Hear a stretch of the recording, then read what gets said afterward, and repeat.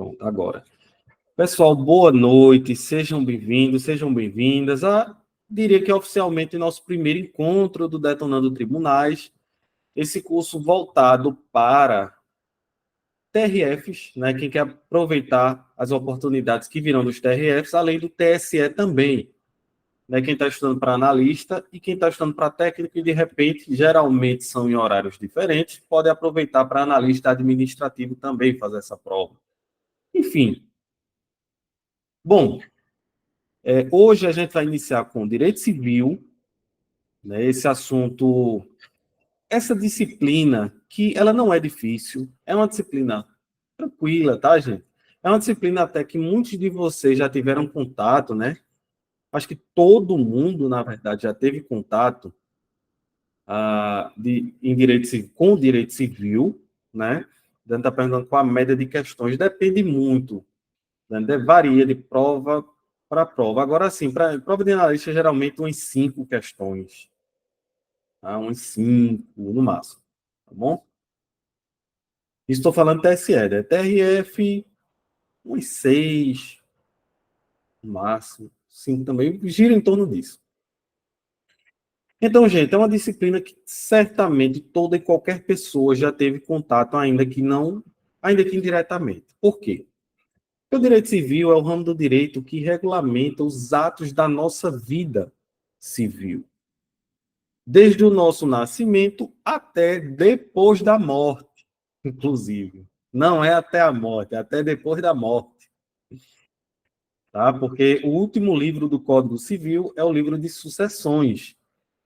Para quem não conhece por esse nome, é o que trata de herança, né? Se você for uma pessoa afortunada, se você possui muitos bens, muito dinheiro, quando você morrer, saiba que a tendência é que seus filhos comecem a se digladiar pelo seu dinheiro e você lá sem saber de nada, já em outro plano. Pois é. Tá, gente? Então, ó, o direito civil, ele regulamenta o quê? Ele regulamenta o nascimento, por exemplo, né? Ele regulamenta casamento, né? Ele regulamenta relações familiares, ele tem um livro sobre o direito de família, ele regulamenta o direito empresarial, são normas gerais sobre o direito empresarial, né? Ele regulamenta os direitos reais, que são os direitos sobre coisas, né? Apesar de algumas pessoas acharem que temos propriedade sobre pessoas, mas não temos, o Código Civil não regulamenta isso, pessoa não é propriedade, né?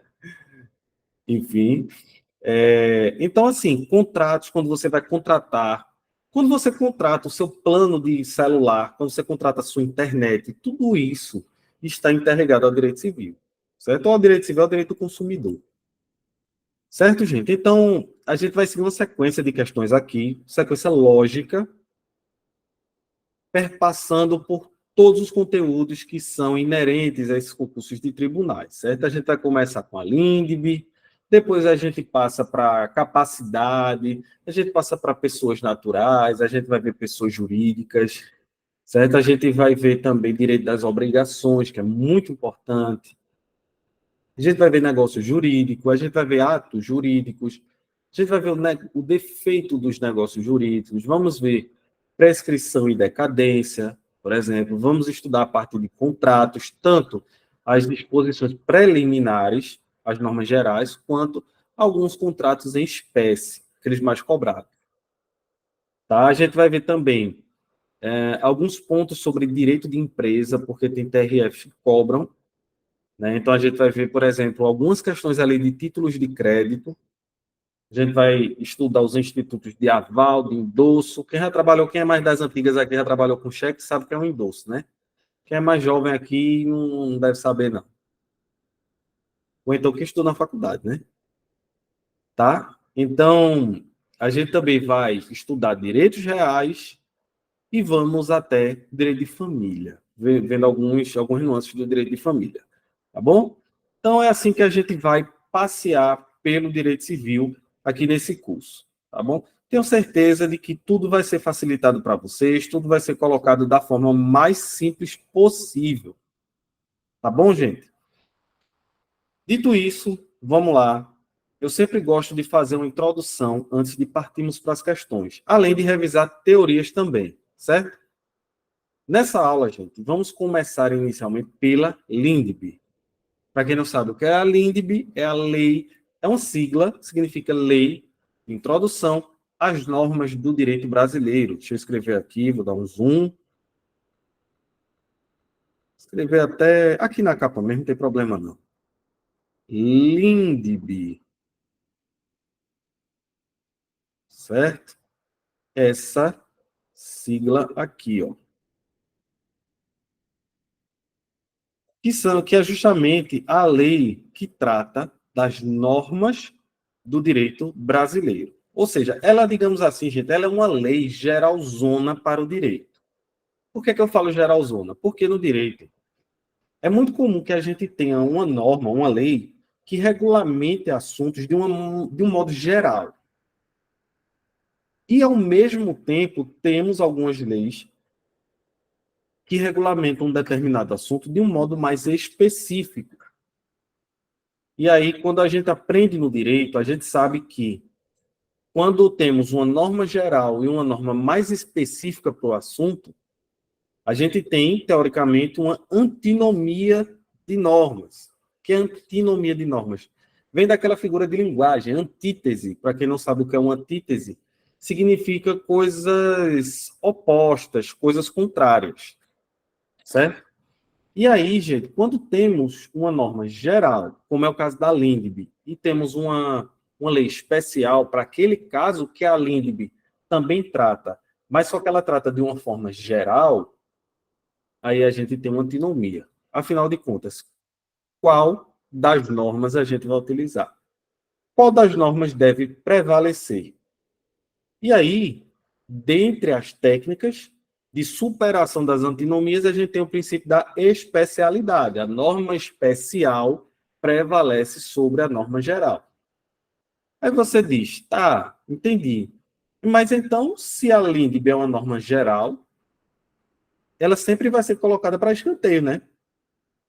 Nem sempre, nem sempre. Porque nem todos os assuntos no direito são regulamentados. Existem leis, existem matérias que são silentes. Silentes vem de silêncio. Né? Então, quando aquela norma ela é silente, a gente recorre a quem? A LINDB. É assim que a LINDB funciona, gente. Essa é a razão de ser da existência, essa é a razão de ser da LINDB. Né? É uma norma que até a doutrina chama ela assim, né? Uma norma do sobredireito. Né? Vocês podem se deparar com esse nome na prova, norma de sobredireito. Por quê? Ela está sempre ali, ó. Porque quando em determinado assunto a gente não tiver uma lei especial, uma lei específica que regulamente aquilo, a gente recorre à LINDB. Vou citar um exemplo prático. A LINDB, ela tem um artigo que regulamenta a vigência das leis aqui no Brasil.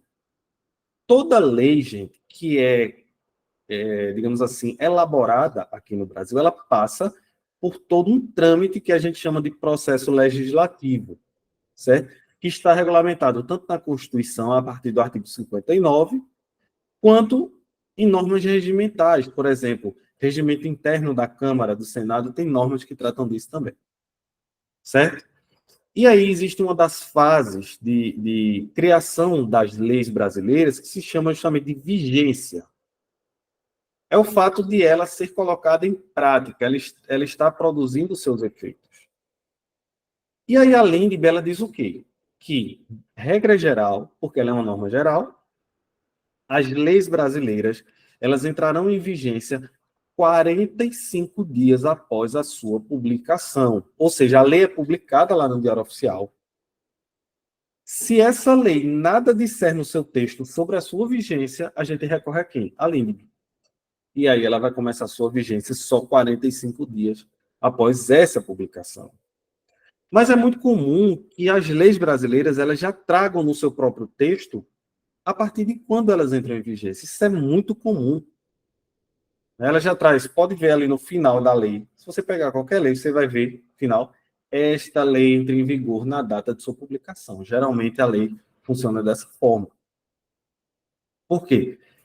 É uma lei que, às vezes, não causa tanto impacto no ordenamento jurídico. Se não causa tanto impacto no ordenamento jurídico, não tem necessidade de um período de adaptação, de um período de transição.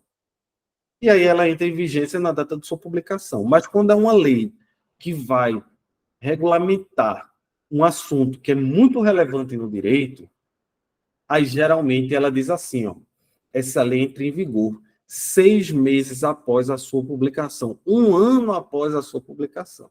Isso acontece muito com novos códigos, por exemplo. O CPC de 2015, Código de Processo Civil, ele é de 2015, mas ele só começou a sua vigência em 2016. Esse período aí entre publicação e vigência é justamente o que a gente chama de quê? De vacatio legis. Vou escrever aqui. De vacatio legis.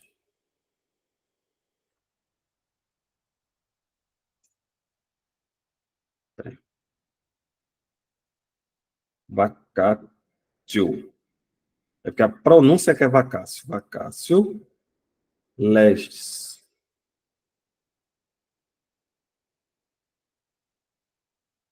Certo? Isso aqui, gente, significa que é um período de vacância da lei. Ela já foi publicada, mas ela não está produzindo efeitos durante esse período de vacácio. Certo? Como eu falei para vocês, isso é muito comum nas leis que são códigos. Código de Processo Civil, o Código Civil, que está passando aí, vai passar por uma grande reformulação aí, né? O Código Civil, gente, ele é de 2002, mas ele só começou a sua vigência em 2003, período de vacácio legis. Tá bom? Então, veja, a própria lei já trouxe isso em seu texto. E se ela nada dissesse? Se ela fosse silente, a gente recorreria justamente a LINDB. Deu para entender, gente, até aqui a razão de ser da LINDB? Tranquilo, beleza. Fácil, né? Demais.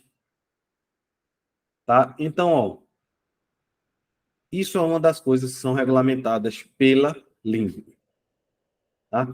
Outra coisa que a LINDB, ela regulamenta também meios de integração das normas jurídicas. O que seriam esses meios de integração das normas jurídicas? Gente, o legislador brasileiro, e aí você pode entender como o Congresso Nacional, se for uma lei federal, as assembleias legislativas, que são o poder legislativo estadual, ou as câmaras municipais, por exemplo, que é o poder legislativo municipal. O nosso legislador, ele não tem como prever toda e qualquer situação que venha acontecer na sociedade. Ninguém tem uma bola de cristal, né? Para saber, ó, daqui a 10 anos, a população vai começar a adquirir esse comportamento. Vai surgir uma nova rede social, as pessoas vão começar a praticar esses ilícitos aqui, e tal, e etc. É impossível. Então, gente, fatalmente, em algum momento, os juízes e os tribunais, eles vão se deparar com situações que não são regulamentadas no ordenamento jurídico. Isso pode muito bem acontecer. E aí, digamos, chega uma matéria para o juiz, e o juiz ele se depara com aquilo ali e diz assim, ó, eu não vou julgar porque não existe nenhuma norma que regulamente esse assunto. Ele pode fazer isso? O juiz ele pode se furtar de julgar uma causa alegando que não há norma que regulamente aquilo? Não. Exatamente, não. O nome disso, gente, no direito, é a vedação ao non-linque. Vou escrever aqui também. Ó. Non,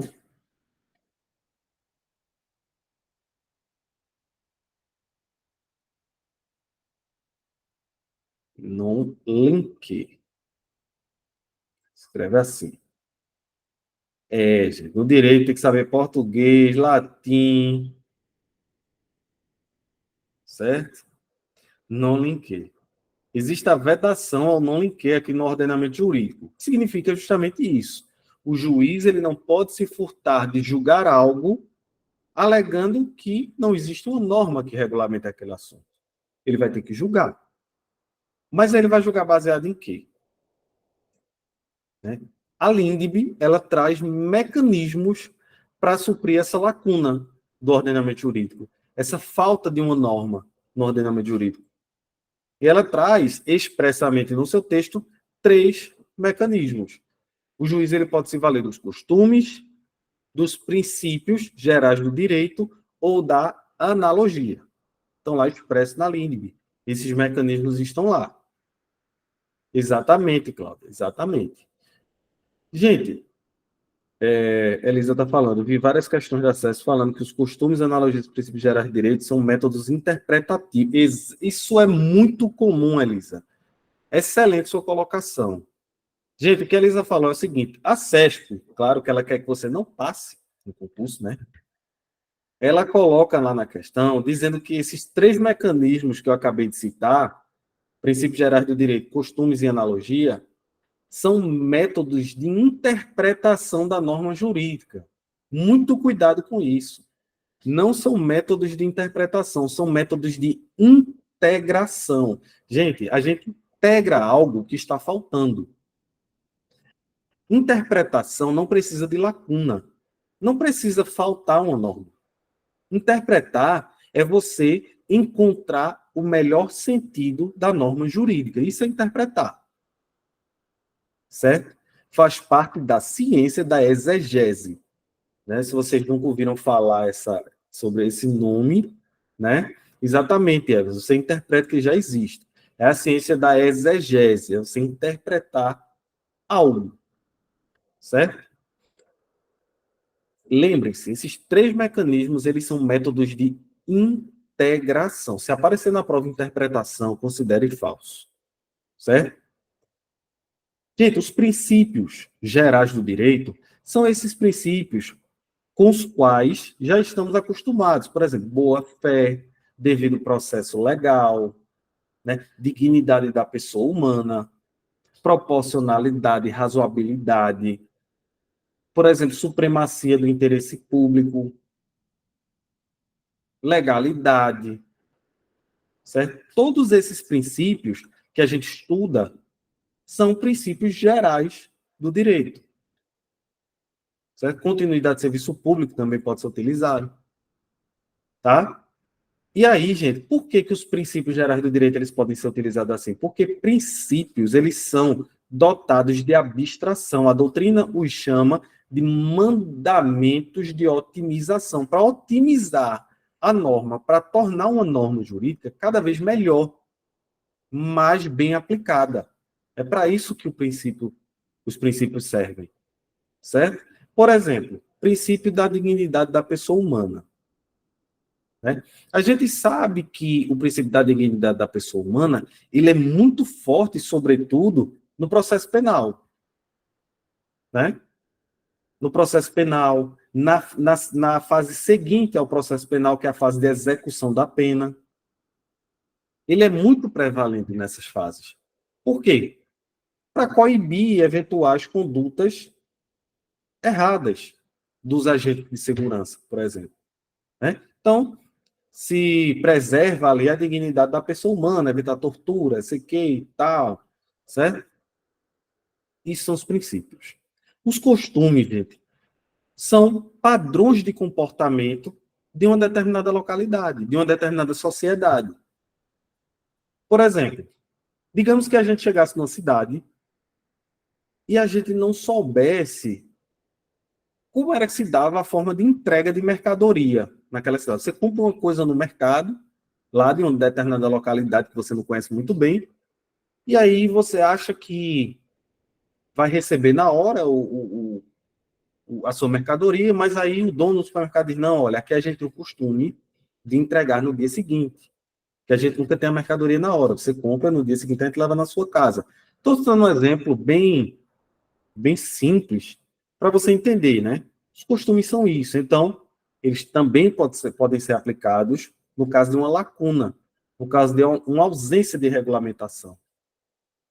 E, por fim, eu não diria que é o mais importante, mas é o mais cobrado, é a analogia. Por que a analogia é mais cobrada? Porque as bancas amam confundir com interpretação extensiva, né?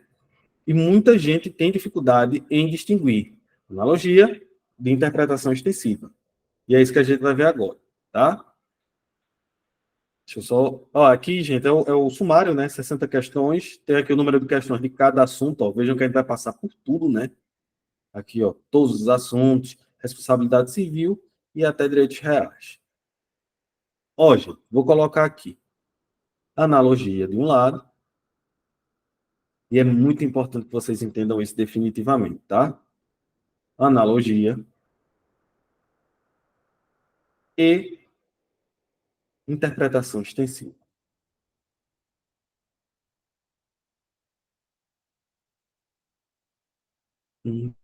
Interpretação extensiva. Vejam só, uma das diferenças, e é logo a principal que a gente deve logo identificar, a gente até já comentou, vocês comentaram no chat, na verdade. Como o próprio nome já diz, pessoal, interpretação extensiva, você não está integrando a norma jurídica, você está interpretando o sentido da norma. Não existe ausência, certo? Existe uma norma que regulamenta determinado assunto, né? E você apenas amplia o sentido da norma. Geralmente, a doutrina cita que, na interpretação extensiva, a norma, ela disse menos do que deveria, certo? E aí você utiliza a interpretação extensiva para abraçar aquele outro caso igual, certo? Eu vou citar exemplos e aí vai ficar mais claro. Já a analogia, como a gente vem falando, requer uma lacuna da lei. Você não tem uma regulamentação de um determinado assunto, e aí você pega emprestado uma norma parecida e aplica, certo? Uma norma de outro assunto parecido, tá? E agora eu vou explicar com um exemplo, para facilitar. Vejam só, a analogia na prática, como é que funciona a analogia? Gente, lá atrás, nós não tínhamos bem regulamentado o Instituto da União Estável. Eu até citei isso na aula passada. A gente não tinha a união estável com a regulamentação muito fixa. Então, muitos casos que chegavam à justiça, o juiz e os tribunais eles ficavam naquela dúvida sobre qual seria a melhor resolução daquele tema. E aí, como não existia regulamentação, o que é que os juízes e os tribunais faziam nessa época? Olhavam para as normas que regulamentavam casamento e aplicava a união estável. Veja, casamento e união estável são a mesma coisa? Não são a mesma coisa. Não são. Aí você vai dizer, na prática é que mora junto. Sim, na prática. Mas para o direito não é a mesma coisa, certo? Por exemplo, na união estável, você não muda o estado civil. Você continua solteiro. No casamento, não. Seu estado civil, ele muda. Você passa para ser uma pessoa, você passa a ser uma pessoa casada, efetivamente, certo? E aí, isso impactava muito, sobretudo no regime de bens. Qual é o regime de bens da união estável? Né? Hoje, tudo bem. Se aplica, tem até regulamentação legal dizendo que se aplica o mesmo caso do casamento e etc., via de regra. Mas, exatamente, comunhão parcial, né? Claro, exatamente. Mas, na época, não tinha. Então, os juízes e tribunais, eles se valiam da analogia. Pegava a norma do casamento, que é parecida com a da união estável, e aplicava. Por quê? Devido à vedação do non liquer, que a gente já falou. O juiz ele não pode ficar sem julgar. Deu para entender o que é analogia, né? Veja que faltava uma norma para regulamentar a união estável. Né? E aí peguei uma norma de um assunto parecido. Beleza? Ok. Vamos passar agora para a interpretação extensiva. Veja a diferença. Na interpretação extensiva, vou citar um exemplo. O Código Civil, quando a gente estuda negócio jurídico você pode entender como, por exemplo, contrato de compra e venda é um negócio jurídico, bilateralidade, comunhão de vontades. né, que são as características de um negócio jurídico. E aí, veja só, tudo bem, tem lá o contrato de compra e venda, ele é regulamentado no Código Civil, ok. Só que também tem um capítulo lá no Código Civil que trata dos defeitos do negócio jurídico. São situações que, uma vez acontecendo, podem invalidar o negócio jurídico. Pode tornar ele inválido, pode tornar ele nulo ou anulável, a depender do que seja o defeito. Aí eu vou pegar um dos defeitos que tem lá no Código Civil, a lesão. Lesão é um defeito do negócio jurídico. Por exemplo, quando você está em premente necessidade. Aí você realiza um negócio jurídico que é lesivo a você. Aquela pessoa sabe que você está naquele estágio de muita necessidade. Por exemplo, você precisa socorrer o seu filho, né? E aí, seu filho está com algum parente seu, ele está ali urgentemente precisando, você ali precisando pagar algum remédio, pagar alguma coisa urgente, enfim. E aí você faz um negócio jurídico que é lesivo a você. Você se compromete, por exemplo, com uma contrapartida exorbitante, desproporcional ao que você recebeu. Exatamente, Cláudia. Caso do parente internado no hospital e não tem dinheiro. Aí você precisa pedir emprestado aquele dinheiro. A pessoa sabe que você está nessa situação e aí diz, ó, tudo bem, eu vou te emprestar. Agora eu vou te emprestar 5, mas você vai me pagar 10. Né? Nem a agiota, né? Nem a agiota, né? Que é, inclusive, o exemplo que eu vou me valer agora, né, dessa situação da lesão, que é sobre a lei de usura, certo?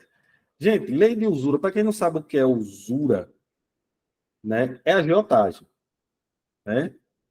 Espero que ninguém aqui precise um dia, né? Porque todo mundo sabe que isso é uma coisa terrível, né? Você vai ser lesado, não tem como.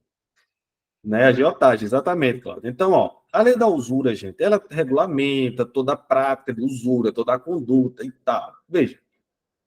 Mas ela foi silente com relação à lesão, às consequências da lesão, por exemplo, que a agiotagem causa a você, os efeitos da lesão.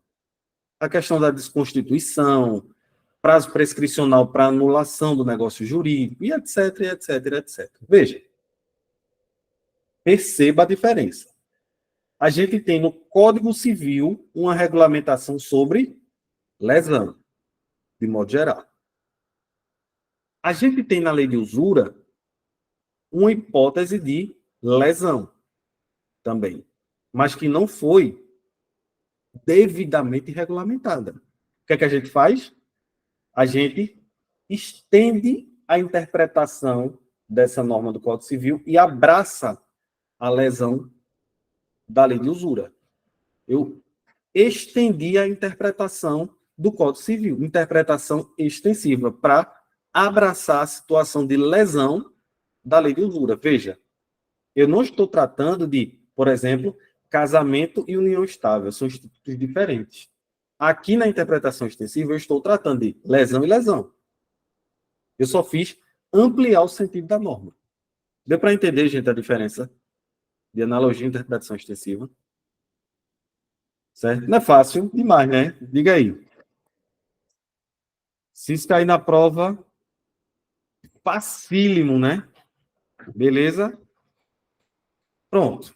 Dito isso, então, acho que superamos esse ponto, né? Da diferença entre analogia e interpretação extensiva. Outro ponto que eu quero agora falar para vocês, para a Aureleide agora sonhar com o assunto. Está sonhando ainda não, né, Aureleide? Vai sonhar. Você está só pensando durante o dia, né? Agora vai sonhar com repristinação. Né? Então, vamos lá. Gente, existe um instituto, que a gente falou no começo da aula, assunto esse que a Aurelia está pensando o dia todo, né, que é a repristinação.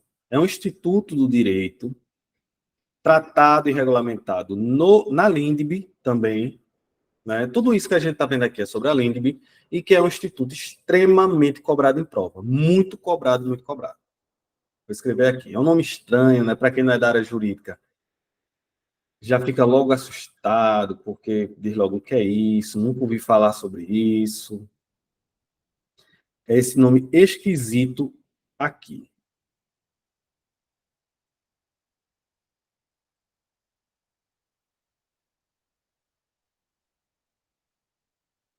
Repristinação. Vai entender. Quem nunca viu isso aqui, vai entender agora. Espera aí. Que o O ficou feio agora. Pronto. Repristinação. Vou trocar a cor da caneta aqui, tá? Só para a gente visualizar melhor. Cai muito, exatamente, Elisa. Já vira PhD.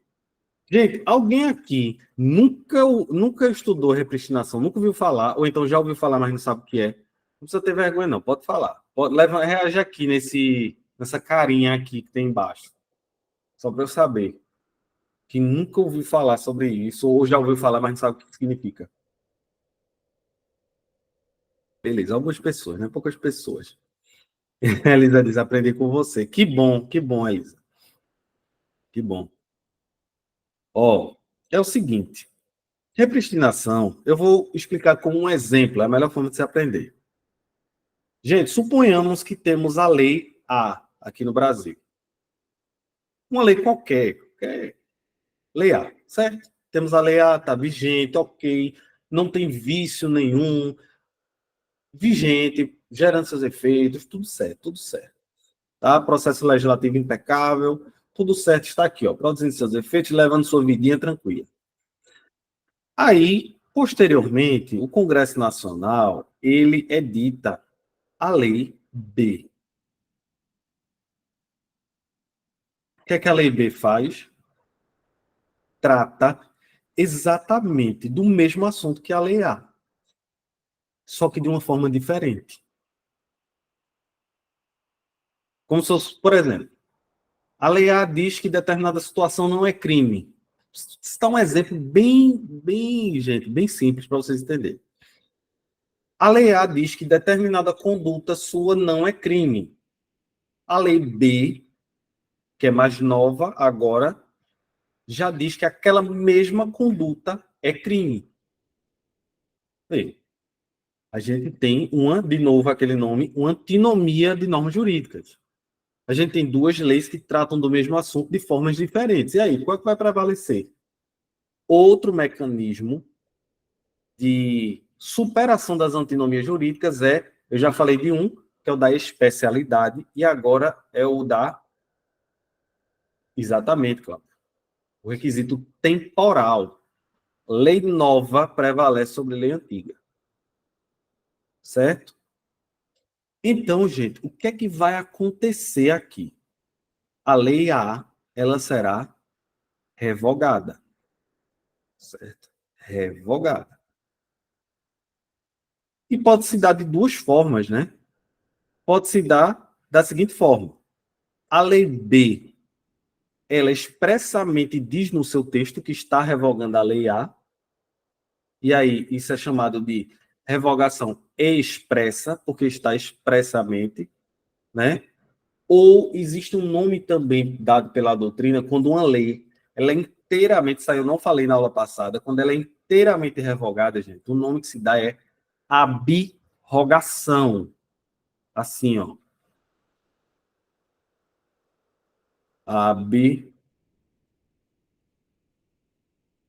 Abrogação.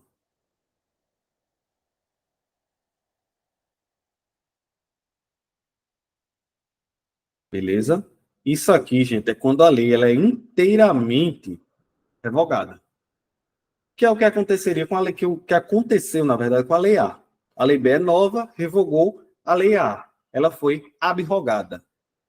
Pode chamar também de revogada, não tem problema nenhum, certo? Mas é porque existe a revogação total e a revogação parcial, que é quando só um trecho da lei é revogado, certo? Quando só um trecho da lei é revogado, gente, chamamos de derrogação, tá? Derrogação.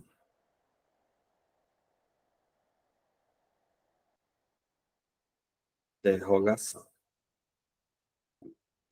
Beleza? Então, exatamente isso.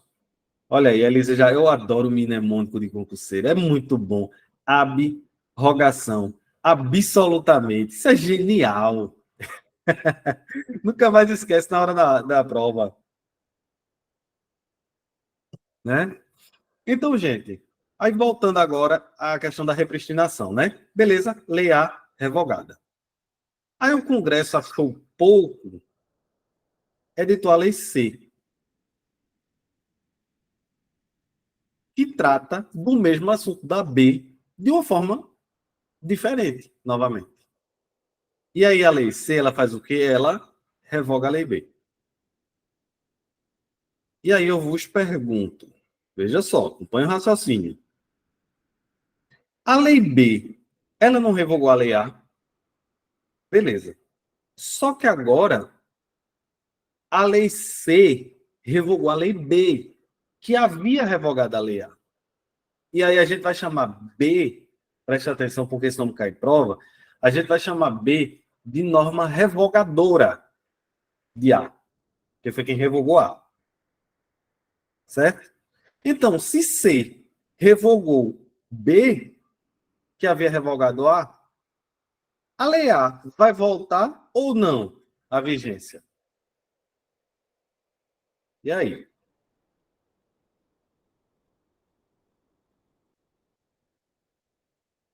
Deu para entender como foi a situação? Se C revogou B e agora B saiu de cena, só que B não tinha revogado A, então, se B não existe mais, então, em tese, A poderia voltar, né? Porque ela não, A não foi revogada por B e B deixou de existir. Deu para entender, gente, até aqui? Estão entendendo a linha de raciocínio? E aí? Beleza. Gente, isso aqui, pela Lindb, Cláudia até já deu a resposta aqui. Isso é vedado, tá, gente? De maneira automática, certo? De maneira automática, dessa forma como eu falei aqui. Já que C revogou B, então automaticamente A vai voltar. Isso é vedado no nosso ordenamento jurídico. Não pode. Como o pessoal colocou aqui, ó. Só se a lei C expressamente disser em seu texto assim, ó, estou revogando B e A volta à sua vigência. Aí, beleza. Muito bem, Elisa. Mas uma repristinação tácita, que é o nome que se dá a isso de maneira automática, não pode. Repristinação tácita não pode. Só pode repristinação expressa. Então, via de regra, no nosso ordenamento jurídico, a repristinação ela é vedada. Essa é a regra. Em via de exceção, é permitida a repristinação desde que seja expressa. Beleza, gente? Entenderam isso aqui? Entenderam a repristinação? Ficou alguma dúvida? Beleza? Pronto.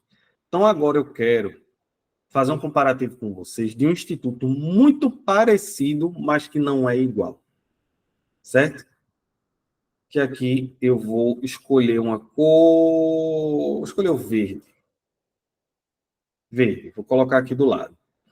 Que se chama, gente, é parecido, mas é diferente. É o efeito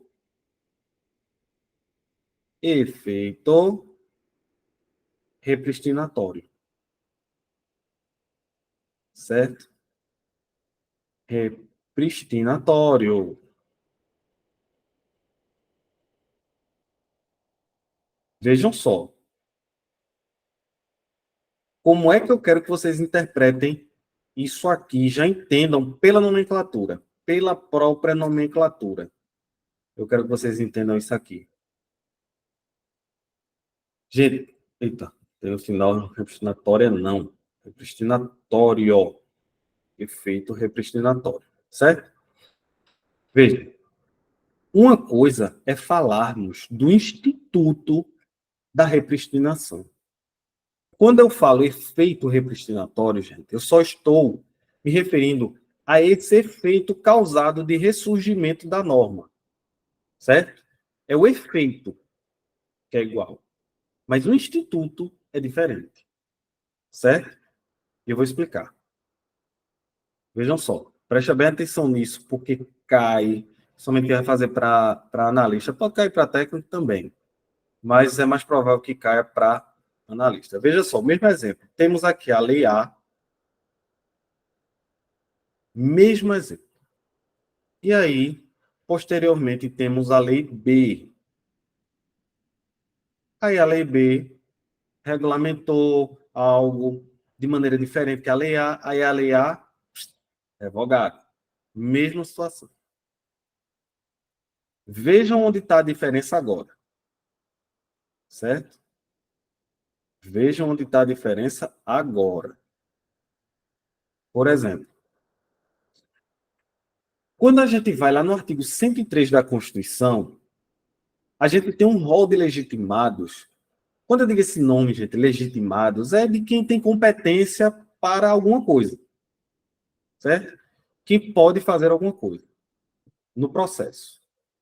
A gente tem no artigo 103 da Constituição Federal um rol de legitimados para ajuizar uma ação chamada ADI, ação declaratória de inconstitucionalidade, né? Ou ação direta de inconstitucionalidade, certo? Isso mesmo, Aurelide. Vai agora sonhar. Aurelide vai sonhar com isso. Amanhã você me diz. Manda uma mensagem para me dizer assim: sonhei. Certo? E aí, veja só. Aqui, gente, essa lei B, algum daqueles legitimados, mesa do Congresso, mesa do Senado, mesa da Câmara, governador do Estado, presidente da República, procurador-geral da República, Conselho Federal da OAB, aquela galera ali legitimada, vai e ajuiza uma ADI, onde, obviamente, quem é competente para julgar ADI? STF. Né? STF. Pronto. Presta atenção nisso aqui. Chegou no STF, essa ADI. Aí o STF disse o quê? Analisou, né? Audiência de instrução, amicus curiae. Eu não vou falar que o que é amicus curiae. É amigo da corte, é uma pessoa que entende do assunto e o STF admite no processo para dar pitaco, para dar sua opinião do que acha do assunto. É isso, amicus curiae, certo? Grosso modo. Então, gente, aí fez todo o trâmite e tal, ao final o STF, julgando o mérito da ADI, disse, você tem razão. Essa lei B, ela é inconstitucional. Ela tem vício de iniciativa.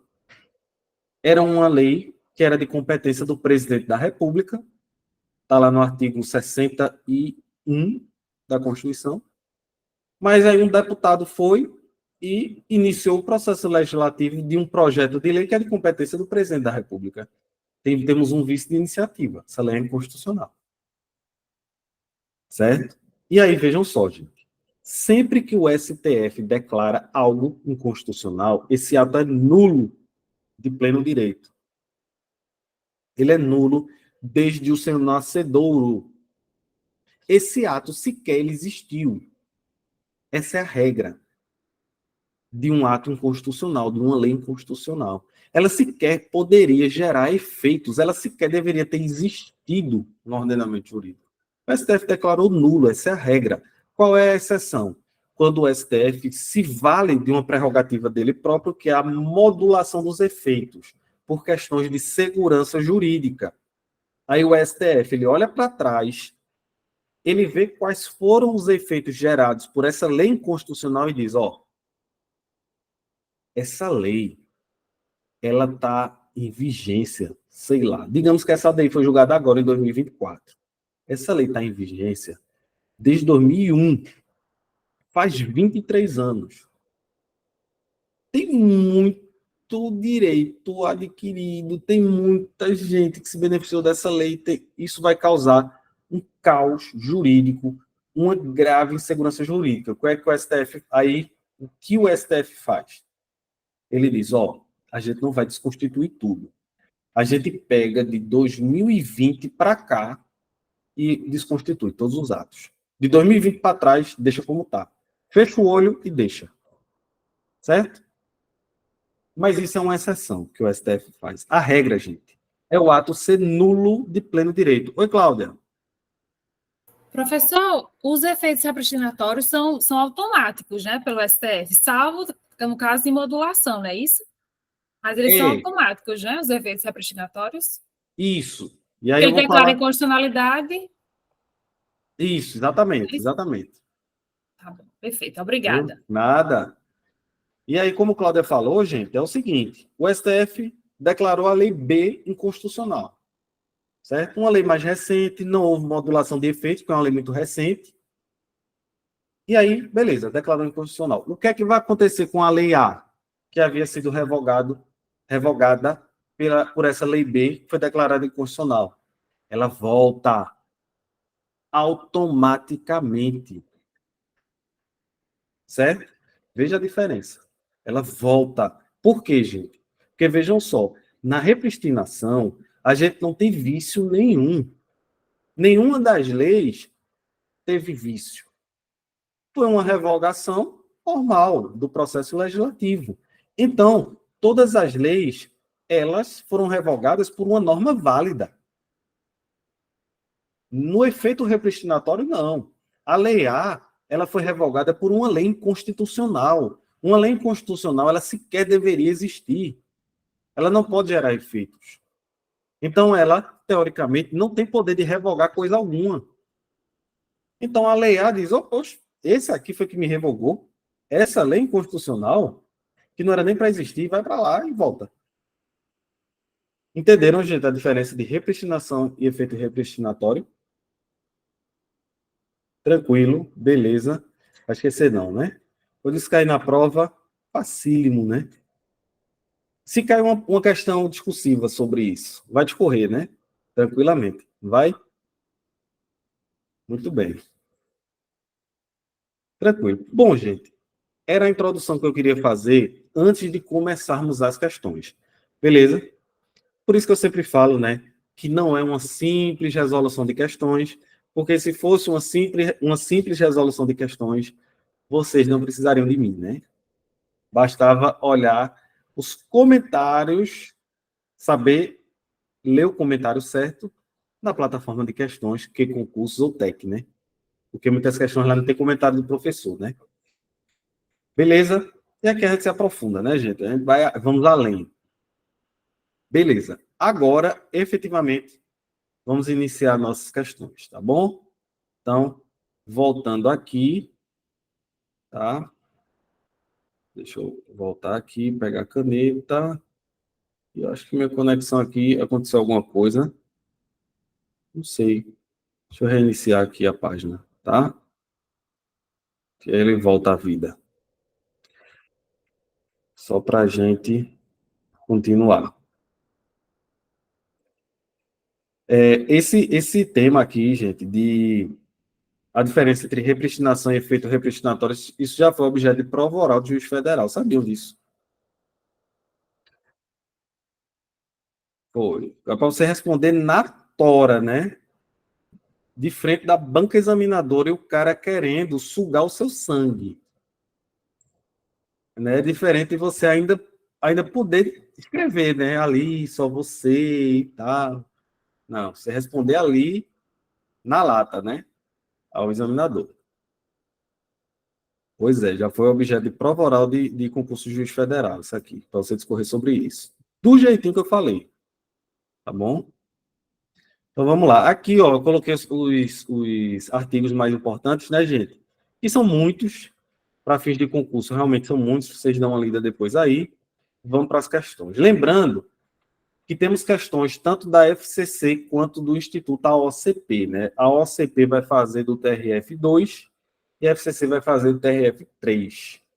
E provavelmente será a FCC do TRF5 também. Do TRF6 é um mistério, né? Para quem não sabe, né? TRF6 criou a página do concurso.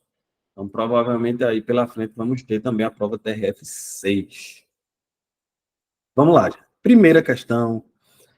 Questãozinha para aquecer logo, de promotor de justiça. Tá? Então, vamos lá. Instituto AOCP, sobre a LINDB. Conforme a Lei de Introdução às Normas do Direito Brasileiro, é correto afirmar que: letra A. O início da vigência da lei ocorre no prazo de 30 dias depois de ela ser oficialmente publicada, salvo disposição em contrário. Gente, é isso que a LINDB diz. Está errada a letra A, né? A LINDB diz expressamente o quê? Que, eu até falei no começo, se a lei não traz expressamente, a partir de quando ela entra em vigência, recorremos à LINDB, como a Elisa acabou de colocar aqui, 45 dias após oficialmente publicada, beleza? Então, o que está errado aqui, na letra A, é o prazo. O prazo está errado, é de 45 dias. Letra B. Olha aqui o instituto, ó. Para que haja repristinação, é necessário que a norma repristinatória, e aí voltando ao exemplo aqui, qual seria dessas três aqui a norma repristinatória? Quem é a norma repristinatória? A, B ou C? Cláudia já colocou aqui a resposta. Muito bem, Cláudia. É a lei C, gente. Por isso que é muito importante se acostumar com nomenclatura, certo? A norma repristinatória você sempre entenda como a última. Certo? Sempre a última. No nosso caso, aqui no nosso exemplo, como Cláudia colocou, é a C, tá? A lei C. Então, o que a questão está dizendo? Que, para que haja repristinação, é necessário que a norma repristinatória, qual é a norma repristinatória? A lei C, preveja expressamente a restauração da vigência da norma revogada. Quem é a norma revogada no nosso exemplo? É a lei A, né?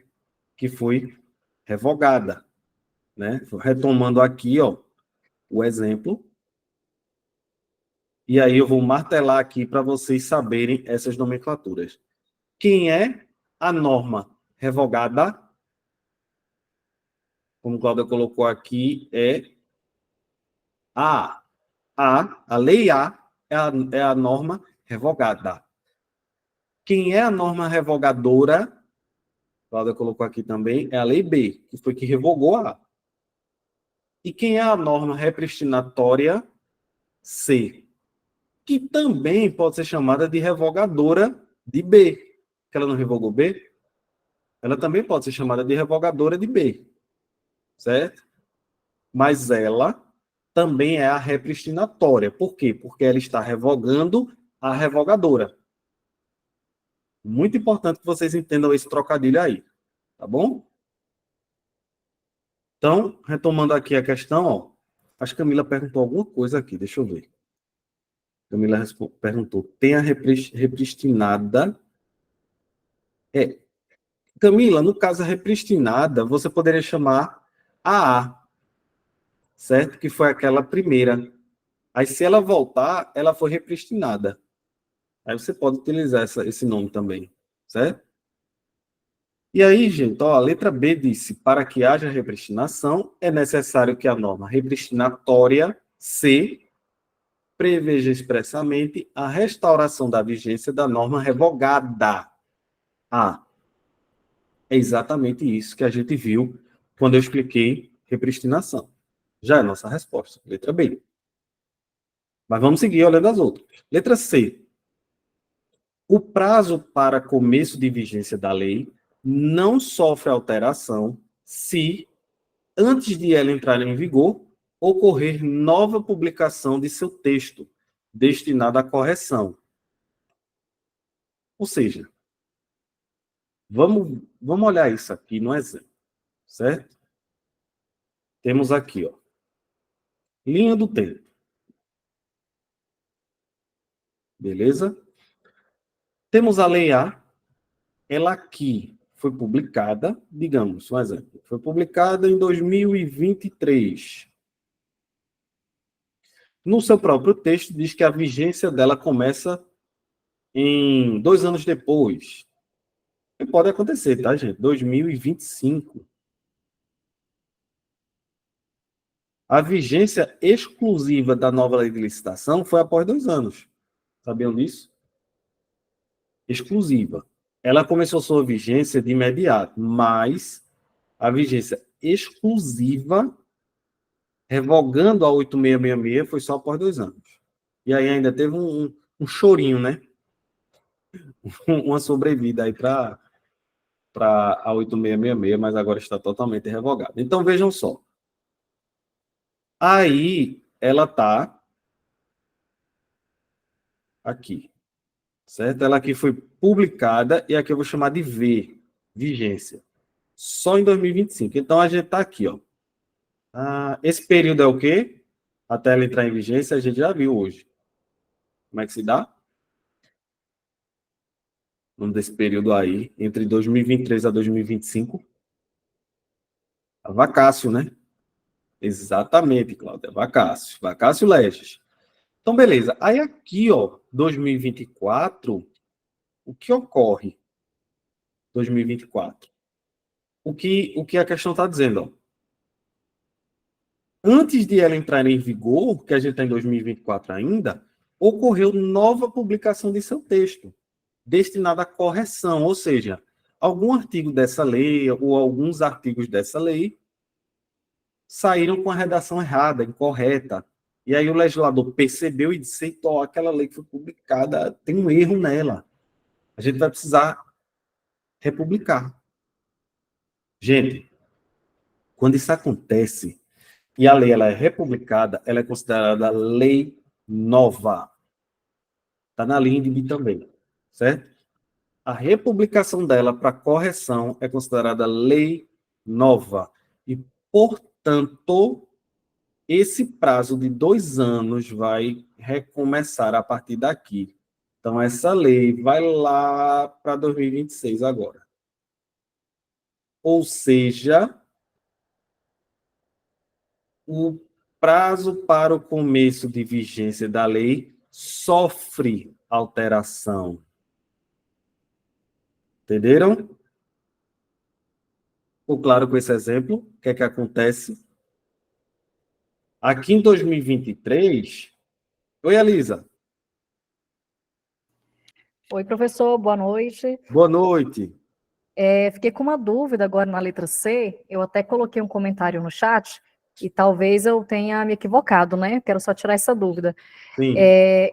Antes da lei entrar em vigor, né? Se ela for corrigida, é uma nova publicação, ou seria já uma nova lei? É uma nova publicação. É porque a doutrina chama nova publicação, nova lei, é considerada lei nova, que é a redação que está na LINDB. Entendeu? Ah, tá. É porque eu tinha feito algumas questões e teve uma questão que falou justamente isso, né? Se era considerada nova lei ou nova publicação, né? Eu não lembro agora do gabarito, mas assim, isso me confundiu na hora de fazer a questão, né? O que ela considera, afinal? Sim. Pela redação da LINDB, é considerada lei nova, destinada à correção. É assim que ela trata. Entendi. Tá, joia. Obrigada. Tá bom? Nada. Aí, ó, esse prazo, gente, ele vai ser alterado. Por quê? Aqui em 2023, quando ela foi publicada, beleza. Publicada tá lá. Para o conhecimento de todos. As pessoas, e aí você tem que entender nessa lógica. As pessoas estão estudando aquela lei. Para quando ela entrar em vigência, as pessoas já estarem adaptadas, já saber como é que vai funcionar. Então, as pessoas estão estudando. É o chamado, gente, também período de transição. Isso aconteceu muito também com a reforma da Previdência. O período de transição, para que as pessoas se adaptem à nova regulamentação. Então, as pessoas vão estudando a lei, vão estudando a lei, vão estudando a lei. De repente, aquela lei é corrigida. Tudo que as pessoas estavam aprendendo mudou. Foi republicado, foi corrigido. Ou seja, é uma nova, né? Então, esse prazo de vigência ele precisa ser reiniciado, né? Que o que a gente chama de interrupção do prazo, né? Nos prazos processuais, que é quando o prazo zera, quando o prazo recomeça. É diferente de suspensão. Suspensão, o prazo é retomado de onde parou. Na interrupção, não. O prazo volta do zero. Tá? E é o que acontece com esse prazo de vacácio, tá bom? Como diz aqui na C. Então, quando ela diz que o prazo não sofre alteração, está errado. Beleza? Tranquilo? Vamos para D. Letra D. As correções a texto de lei já em vigor. Olha aí, Elisa. Muito parecida aí com a sua dúvida, né? Essa letra D. As correções a texto de lei já em vigor não são consideradas lei nova. Ou seja, é um caso muito parecido com esse aqui, sendo que... Deixa eu mudar a cor aqui, ó. Aqui, ó, em 2023, essa lei foi publicada e também já entrou em vigência. Então, ela aqui, ó, ela está produzindo efeito já. Certo? E aqui, ó, o que é que acontece em 2024? O seu texto é corrigido. Ela já está em vigor, mas o texto é corrigido. Ela é considerada lei nova. Beleza? Não era essa a sua dúvida, Elisa? Também, em relação a ela já está em vigor? Isso, professor, essa é a dúvida mesmo, porque tem essas duas questões, né? Antes dela entrar em vigor, o que é considerado? E depois que ela já está em vigor, né? Como que é considerado? Então, eu já entendi que depois dela entrar em vigor, ela é uma nova lei. Se houver as correções, né? É porque, como foi uma questão de promotor, essa letra C ele aprofundou. Ele criou uma vacácio, né? Aí, na vacácio, ele quis que você identificasse sobre a alteração do prazo. Entendi, tá joia. Ficou claro agora. Tá bom, Obrigada. ótimo, que bom. Nada. Então, ó, por isso, gente, que aqui foi em confronto à própria redação, né, do texto da lei, que aqui, ó, ela é, sim, considerada lei nova. Ela está em vigência, tá? E a letra E, por fim, diz o seguinte, ó, a lei somente deixa de viger quando termina o prazo pré-estabelecido para ela vigorar ou quando lei posterior expressamente revogada.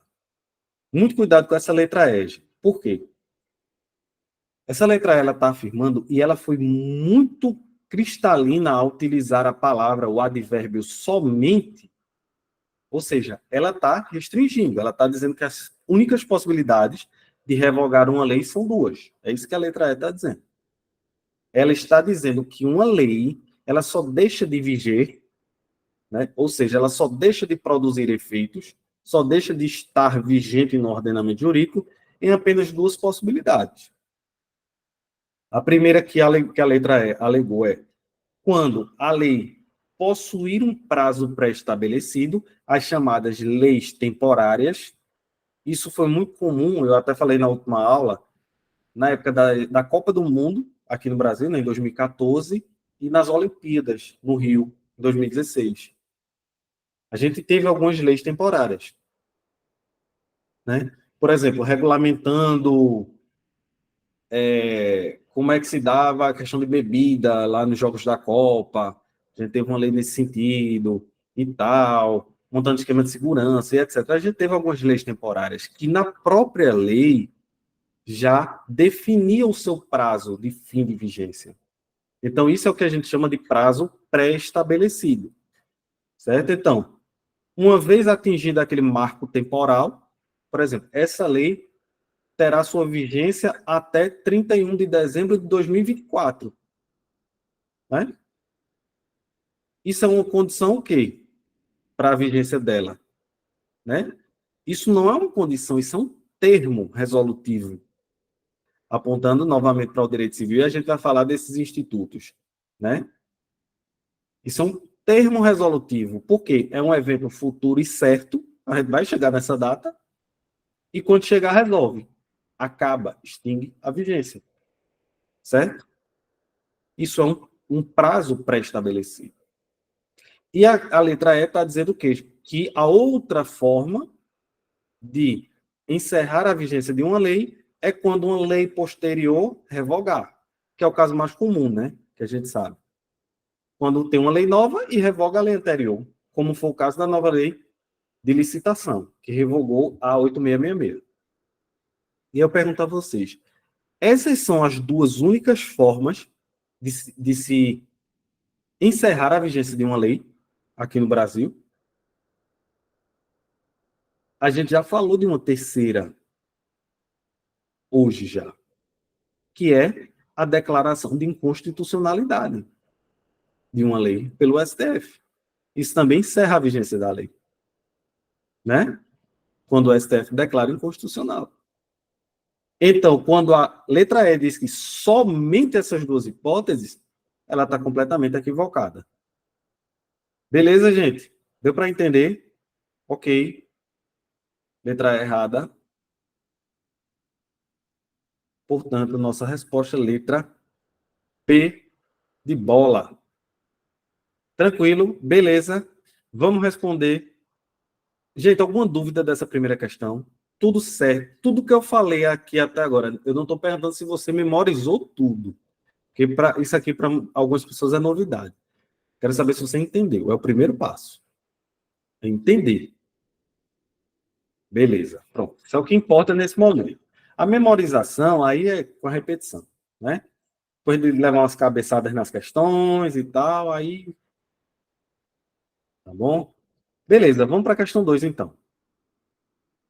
Questão 2 também do Instituto AOCP, banca que vai realizar, né, o TRF2, que abrange Rio e Espírito Santo.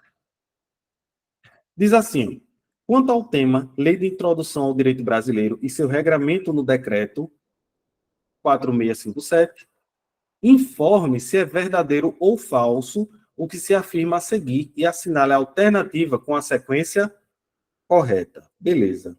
Lembra a época de escola, que a gente botava VVV e depois achava a combinação, né? Ou então com um númerozinho, né? Interligue os pontos e diga a sequência correta, né? Coisa de banca que não é tão, né? A OCP está crescendo, mas não é uma banca como CESP, FCC, FGV, né? Ainda não é do mesmo porte. Mas vamos lá. Item 1. Em virtude do princípio do iura novit curiae, não há de se falar em necessidade de se provar a existência e a vigência de nenhuma norma, ainda que estrangeira, aos magistrados brasileiros. Essa questão, gente, isso foi uma questão de analista do IPE-PREV. Beleza, vamos lá. Gente, o que esse princípio diz? O princípio da iura novit, carinhosamente assim chamado, né? Que, por exemplo, digamos que tem um processo tramitando, e isso é muito comum, gente, na Justiça Federal, tá? Que a Justiça Federal é a justiça, que é o caso do TRF, né? É a justiça competente para julgar casos que sejam regulamentados por tratados internacionais, por exemplo, ou por convenções internacionais, dos quais o Brasil faça parte, ou tenha aderido, enfim. Veja só. E aí, tá lá, o processo tramitando, as partes litigando e tal, e uma das partes vai e alega, fundamenta uma norma estrangeira. Vê só, gente, os juízes brasileiros e os tribunais, eles têm a obrigação, e isso é subentendido, tá? Isso já é, digamos assim, isso já é pré-estabelecido, que os juízes e os tribunais brasileiros, eles devem ter conhecimento do ordenamento jurídico brasileiro, certo? Isso já é presumido, que um juiz ou um tribunal brasileiro, ele conheça o ordenamento jurídico brasileiro, certo? Afinal de contas, fizeram concursos, né, quando não é pelo quinto constitucional, né? Quem faz concurso para magistratura odeia o quinto constitucional, né? Então, via de regra, né, fez concurso, enfim. Mas só que os juízes brasileiros, gente, eles não são obrigados a conhecer toda e qualquer lei do mundo. Eu até falei isso na última aula. Se assim fosse, o salário deveria ser R$1 milhão, né? Porque o cara tem que saber as leis do mundo inteiro, para ter que ganhar uma fortuna, né, todo mês. E ainda assim seria humanamente impossível, né? Então, gente, vejam só, a parte que alega uma norma estrangeira, ela tem por obrigação, está na LINDB, ela tem por obrigação De fazer o quê? De provar a existência e a vigência dessa norma estrangeira. É como se funciona dessa forma. Ó, você alegou essa norma estrangeira? Beleza, então prove a existência, que é o quê? Que ela existe, e além de existir, que ela está vigente. Ela pode ter existido, mas já ter sido revogada, né? Quem já estudou escada pontiana sabe, né? Plano inicial, plano da existência. Segundo plano da vigência, né? Da validade. Então, no caso aí, estaria no terceiro plano, né? Que é da eficácia, da vigência. Terceiro degrau, tá? Então, gente, quando esse item falou que, em virtude desse princípio, não há de se falar em necessidade de se provar a existência e a vigência de nenhuma norma, beleza. Mas quando colocou, ainda que estrangeira, invalidou o item. Porque se for estrangeira, tem que comprovar. Beleza, tranquilo. Primeiro item, tá? Falso. Item 2. Na interpretação de normas sobre gestão pública, e aqui a gente tem que olhar mais para o final da lei, da LINDB, que foi uma alteração que houve em 2018, que ampliou a LINDB, acrescentou novos artigos, por uma lei lá em 2018, que são dispositivos, gente, mais aplicados à administração pública, aos gestores públicos, tá? Então, aqui a gente vai olhar para esses dispositivos, e o item diz assim, ó, na interpretação de normas sobre gestão pública, em virtude do princípio da legalidade estrita, o que é a legalidade estrita? É você se ater ao texto da lei puro. Você não levar mais nada em consideração. E aí ele continua. Não serão considerados os obstáculos e as dificuldades reais do gestor e as exigências das políticas públicas a seu cargo. Gente, esses novos dispositivos acrescentados em 2018 à LINDB vieram justamente para dizer o contrário, para suavizar a atuação de um gestor público. Esse item seria muito parecido, e eu falei isso na última aula, do que Hans Kelsen previa para o direito. Né? Quem não é da área jurídica, Hans Kelsen era um jurista, filósofo e etc. Que ele dizia o seguinte, que o direito era uma norma pura. Que o direito ele não poderia se associar a nenhuma outra ciência, como, por exemplo, economia, psicologia, humanística, enfim. Que o direito era sozinho no mundo, que ele não podia se associar a nenhuma outra ciência. Beleza? É mais ou menos o que diz aqui, que o gestor público, na sua atuação, né, a interpretação das normas que atingem ele se vale da legalidade estrita. É o texto da lei e pronto. Não se deve levar em consideração a realidade do gestor público. Vou citar um exemplo, infelizmente, que está acontecendo. Rio Grande do Sul. Todo esse caos, essa tragédia que está acontecendo no Rio Grande do Sul. Gente, na atuação do gestor público, o que está acontecendo no Rio Grande do Sul, na atuação, por exemplo, do governador do Rio Grande do Sul, deve ser levado em consideração ou não? Para, tipo, respeitar prazos, enfim. É um caos. Fenômeno da natureza, ninguém esperava aquilo. Então, isso deve sim ser levado em consideração, inclusive está na LINDB. Foi uma alteração incluída na LINDB. Então, quando a questão diz aqui, ó, que não serão considerados os obstáculos e as dificuldades reais, serão sim considerados. A LINDB teve esse acréscimo, tá bom? Então, o item 2 ele também está falso. Tranquilo, gente? Deu para entender? Ou seja, se busca, gente, uma norma muito mais eficaz, né? Em detrimento de uma legalidade fria. Só simplesmente olhar a letra da lei. O que se chama de interpretação, né? Interpretação literal, né? Como a gente estuda no direito. Por fim, terceiro item, a decisão que, nas esferas administrativa, e aí você pode ter, por exemplo, a administração pública como um todo, a decisão que na esfera controladora, uma decisão do TCU, por exemplo, que é um órgão controlador, ou uma decisão judicial oriunda de um juiz monocrático ou de um órgão colegiado do judiciário, um tribunal. Então, essa decisão que decretar a invalidação de ato, contrato, ajuste, processo ou norma administrativa, deverá indicar de modo expresso, ou seja, lá no texto, suas consequências jurídicas e administrativas. É exatamente a redação da LINDB. E por que isso? Gente, sempre que se declara a invalidade de algum ato administrativo, por exemplo, essa invalidação ela pode atingir direito de terceiros. E eles serão, obviamente, prejudicados.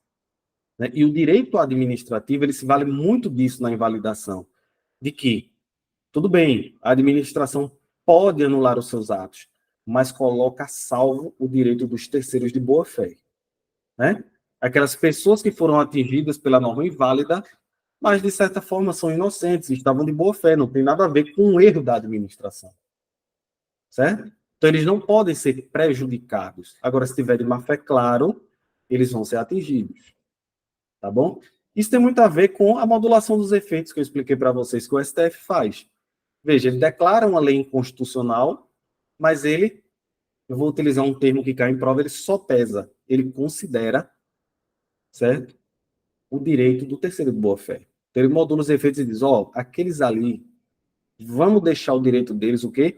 Incólume, intacto, certo? E aí, o motivo do vício tem que estar expresso no ato, para que quem se sentir lesado poder contraditar, se valer do contraditório e da ampla defesa judicialmente. Saber do que se defender. Beleza? Então, esse item 3 está certíssimo. FFV, letra C de casa. Beleza, gente? Tranquilo? Ok. Todo mundo entendeu o que eu falei até aqui? Espero que sim. Gente, alguma dúvida do que vimos hoje? Se tem dúvida, pode falar agora. Fique à vontade, o espaço é de vocês. Ficou tudo esclarecido? Espero que sim. É um tema muito importante, tá? Cá em prova. Mas, como eu prometi a vocês, destrinchar tudo, né? Então, se ninguém tem dúvidas, ficou tudo claro. Gente, obrigado pela presença de vocês. Tá? Agradeço demais. Espero que tenham gostado da aula. Tá? Esse é só o nosso início, é só o começo da nossa jornada. E muito conteúdo aí para afiar vocês, para aproveitarem essas chances maravilhosas de tribunais que a gente vai ter nesse ano 2024. Eu quero todos vocês aí, funcional na mão até o final do ano. Certo? Todo mundo postando ali no Instagram, feliz da vida, aprovados e com a vida transformada. Tá bom, gente? Então, obrigado mais uma vez. Certo? Vamos seguir nessa jornada. Tamo junto e a gente se vê. Alguns eu já vejo amanhã. Se não vê amanhã, a gente se vê quinta, né? Oi, Cláudia, pode falar. Professor, quinta-feira qual vai ser a matéria? Processo civil. Perfeito, tá bom, obrigada. Tá bom? E aí eu posto, até lá eu posto já o caderno de questões, processo civil. Tá bom? Sim, senhor. Tá bom, obrigada. Nada. Andréa, pode falar, Andréa.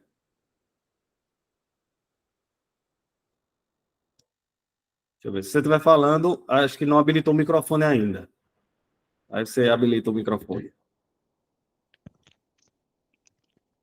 Professor, Oi, pode só para falar. perguntar, a mentoria também tem na quarta, né? Isso, amanhã. Tá, Quem está na mentoria, eu beleza. vejo amanhã. Tá, tranquilo então. Obrigada. Não, nada. Então, gente, um cheiro, um abraço. Até amanhã, quinta ou sábado. Tá bom? Tchau, gente. Obrigado. Tchau.